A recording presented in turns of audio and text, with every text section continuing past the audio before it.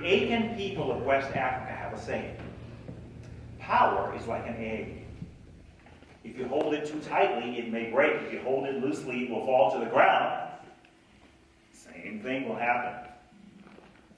Jesus had come upon the scene as a person of authority and power. Although he told lots of parables, he made it very clear that all power and all authority in heaven and earth was given to him by God. All authority in heaven and earth was given to him by God. As Jesus moved throughout the countryside, people recognized authority and power in him. In the 8th chapter of Matthew, when the centurion soldier came to him asking Jesus to heal the soldier's beloved servant at home, the centurion said, "I recognize your authority because I too am a man of authority."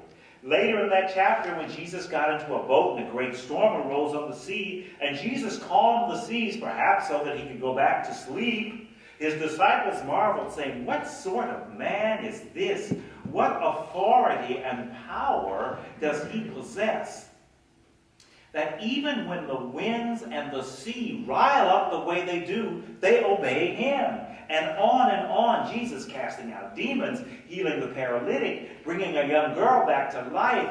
There was no doubt that Jesus was a being of great power or great authority. And there was also no doubt, because Jesus made it very clear, that his power and his authority came from God.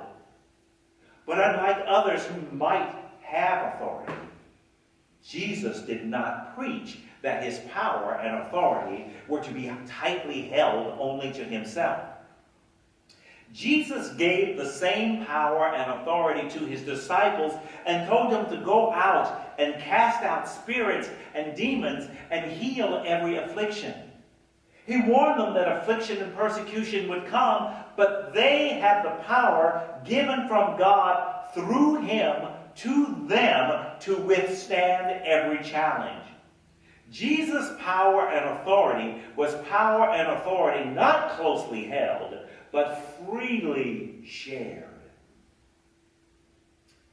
But in the story that Mickey had read for us today, Jesus had come in from the countryside up to the huge high city of Jerusalem. And after the triumphal entry that we observe and celebrate usually on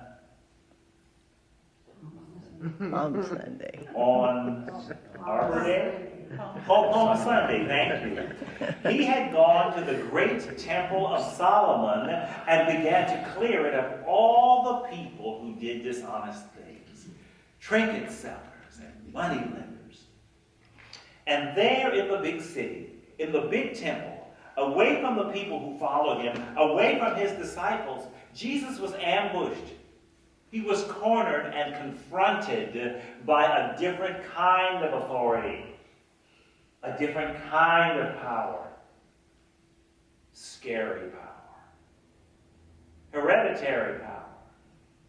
The chief priests, the scribes, the elders, perhaps the Sadducees and the Pharisees, the ancient families. These are the offices of great authorities who were entitled because of custom, because of family names, because of the tribes from which they had come. Fearful to behold, and yet full of fear inside, they perhaps pulled themselves up to their highest height and looked down at this little prophet. What authority did this little uneducated man from Bethlehem have? They wanted to do away with him. They wanted to throw him out. They wanted to annihilate him.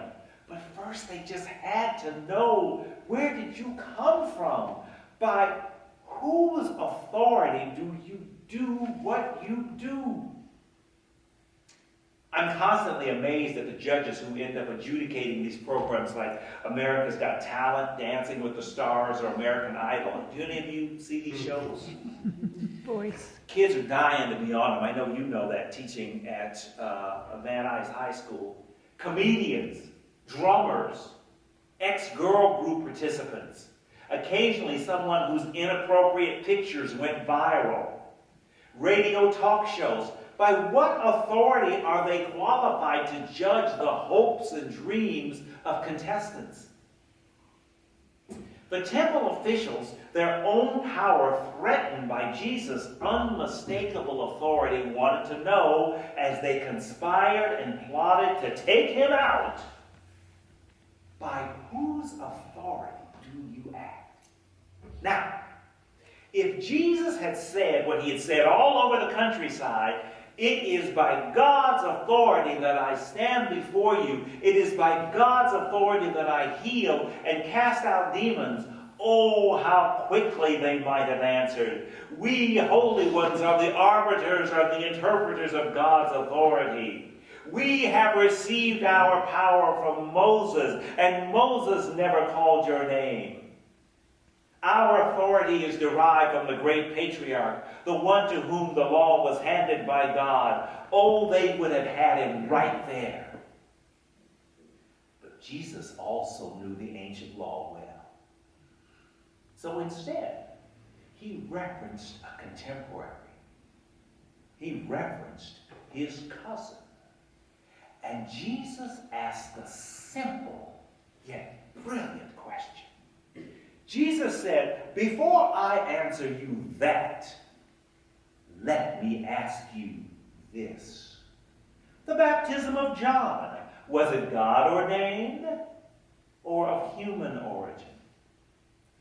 All of a sudden, the temple dignitaries had to huddle on the home court, on the offensive 1-yard line with the ball that was shaped like and probably starting to feel like an egg.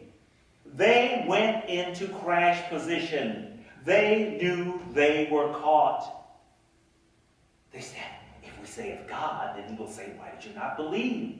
But if we say of man, then the very people will turn against us, because the people regarded John the Baptist as a prophet. All the temple authorities had absolute power, but the trouble with absolute power is it corrupts absolutely. It is commingled with fear because it depends on people obeying you out of horror and dread. What if people lose their fear of you? Then you have no power. And so the mighty and powerful temple officials, in an effort to hang on to power and authority, said, in answer to your question about John's baptism, Jesus, we do not know.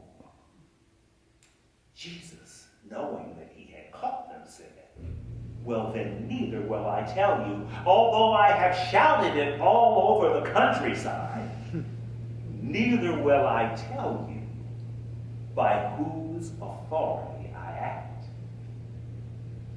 First of all, if the temple folk had thought about the question, they would have realized that Jesus had implied the answer, because both John the Baptist and Jesus himself came proclaiming the same heavenly message.